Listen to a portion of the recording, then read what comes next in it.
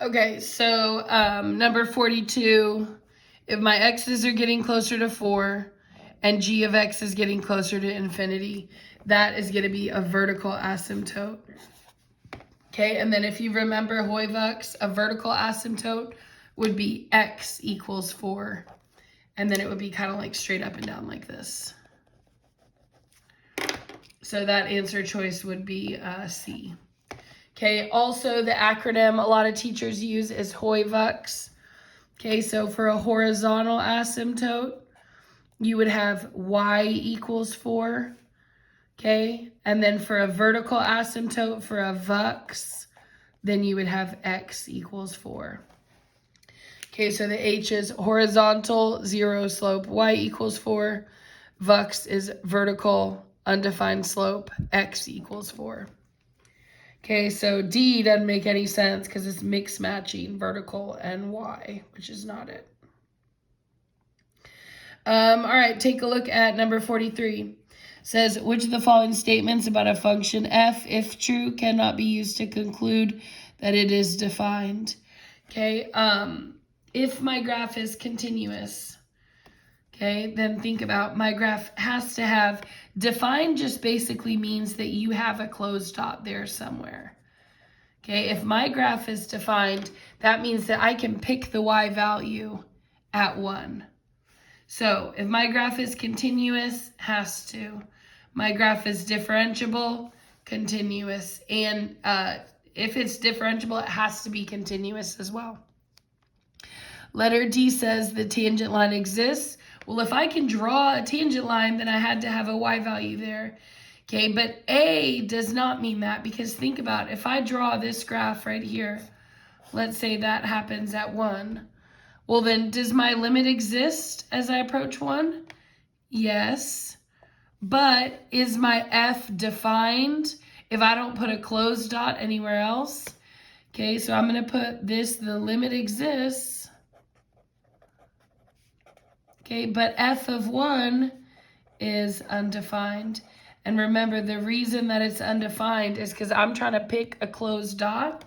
Okay, and I can't do that if that's missing, but the limit can still exist even if that's the case. All right, take a look at number 44. We have a piecewise function. It says which of the following statements is true. Okay, question, it's talking about the answer choices are like differentiable, continuous, blah, blah, blah. So let's check it out. As I approach 5 from the left and the right-hand side, that's going to give me the limits from the left and the right. Now, if I try to plug a 5 into the top, I see that I'm just going to get 2. Okay, but if I plug in a 5 in from the bottom, I'm going to have 2 times 5, which is 10, minus 4, which is 10 minus 4 is 6. So my limit as x approaches 5 from the left of the function f of x is 2, but my limit as x approaches 5 from the right-hand side of f of x came out to be 6. Okay, because remember, less than 5 is my left-hand side, greater than 5 is my right-hand side. So if these limits don't match, okay, then I know my graph's not differentiable, but I also know that it's not continuous. Okay? Now, does the graph have a sharp corner at 5? Maybe. Okay, but the problem is that how can I have a corner actually if one side of my graph is going to be at 2 and the other side of the graph is going to be at 6? Okay, let's say I had something like that. That doesn't count as a corner because my left limit and my right limit aren't even ending up touching each other. Okay, that would not count as a corner. Okay, then this one says I have a vertical tangent. We don't have any reason to believe that to be true. And then f is not defined. That's not true either. Remember that f of 1 is defined where the closed dot is. And so since they put in equal to on your x greater than or equal to 5, that means that your closed dot, f of 5, would have been 6. Okay, because remember, for the y value, you plug into the part that has the equal to. That happens here on the bottom. Okay? All right, go ahead and turn the page. Number 45.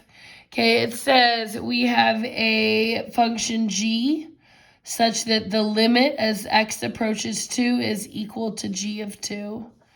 Okay, but then it says the limit as x approaches 2 from the right of g prime does not equal the limit as x approaches 2 from the left of g prime. What could be a graph of g? Okay, so this is literally the definition of the fact that your graph is continuous. Okay, if you remember, it was that g of 2 has to exist and be defined. The second step is that your limit as x approaches 2 of g of x has to exist.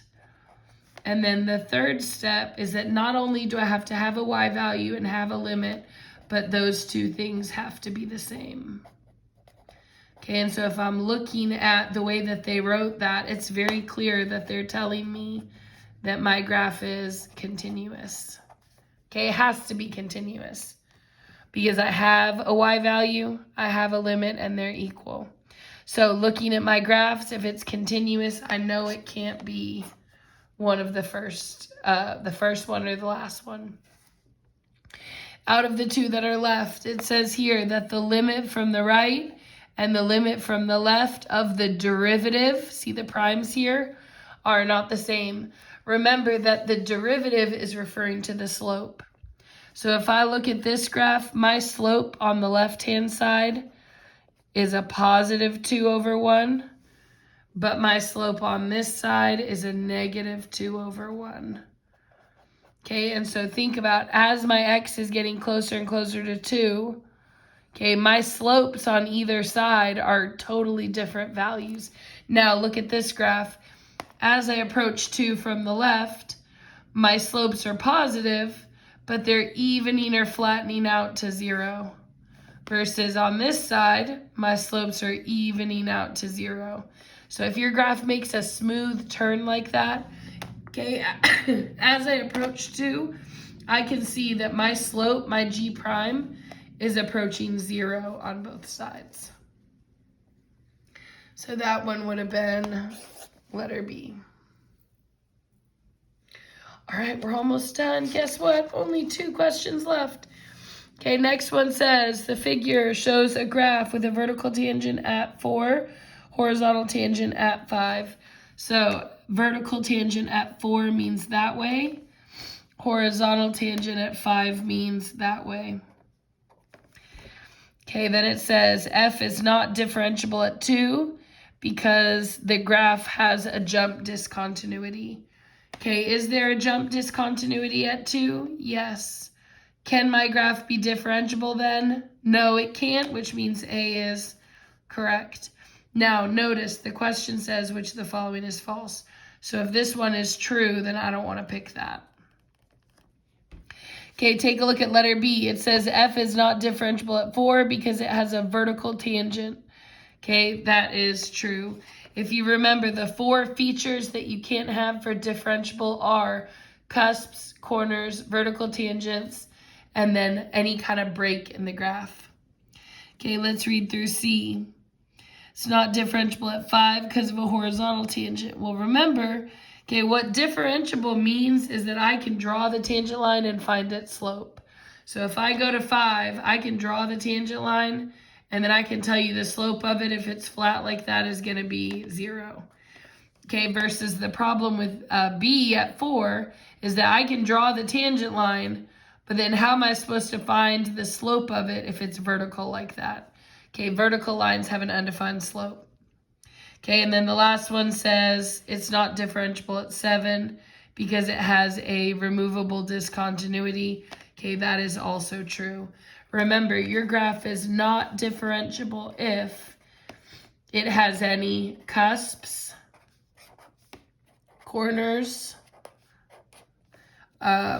any vertical tangents or vertical slopes. And then the last one is any discontinuities. Okay, and hopefully it kind of makes sense that if you have a discontinuity, okay, then how am I supposed to draw a tangent line on that? Do I match to this side or do I match to that side? Okay, I'm not going to be able to pick. All right, go ahead and turn the page. Last question.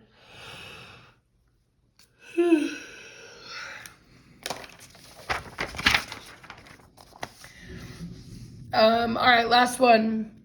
Says the graph of f consists of two line segments shown in the figure. Let g be a function given by g of x equals 2x plus 1. Let h be the function. Now look at this carefully. Okay, it says that h of x is f of g of x. Okay, that is a function inside another function. Then it asked me to find h prime of 1. So first thing I'm going to do is take the derivative. H goes to h prime. And then this is going to be a chain rule because it's one function inside the other. So f is the outside layer. F goes to f prime. But then my g of x core in the middle stays the same. And then I'll multiply its derivative behind it. Okay, and the derivative of g would go to g prime. Then the x stays the same, but then the derivative of x would be an extra times 1. Okay, which obviously you can imagine if you forgot to write that extra times 1, it really wouldn't matter. Your answer would be the same either way. Okay, then from there, I don't want h prime at any x, I want h prime at 1. So I would do h prime of 1 equals f prime of g of 1 times g prime of 1 times 1.